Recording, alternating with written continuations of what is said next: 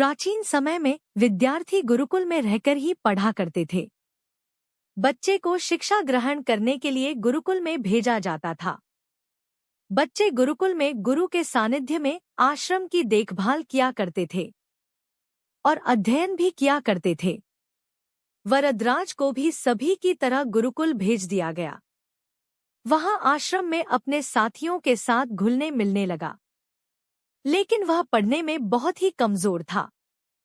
गुरुजी की कोई भी बात उसके बहुत कम समझ में आती थी। इस कारण सभी के बीच वह उपहास का कारण बनता है। उसके सारे साथी अगली कक्षा में चले गए, लेकिन वो आगे नहीं बढ़ पाया। गुरुजी जी ने भी आखिर हार मानकर उसे बोला, बेटा वरदराज, मैंने सारे प्रयास करके देख लिए हैं। अब यही उचित होगा कि तुम यहाँ अपना समय बर्बाद मत करो। अपने घर चले जाओ और घरवालों की काम में मदद करो।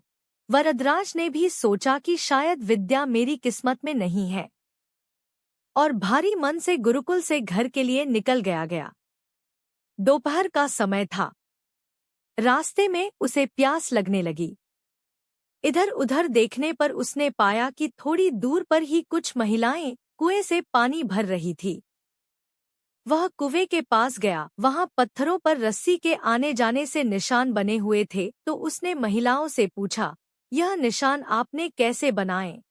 तो एक महिला ने जवाब दिया, बेटे, यह निशान हमने नहीं बनाए। यह तो पानी खींचते समय इस कोमल रस्सी के बार बार आने जाने से ठोस पत्थर पर भी ऐसे निशान बन गए हैं।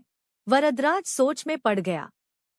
उसने विचार किया कि जब एक कोमल से रस्सी के बार बार आने जाने से एक ठोस पत्थर पर गहरे निशान बन सकते हैं, तो निरंतर अभ्यास से मैं विद्या ग्रहण क्यों नहीं कर सकता।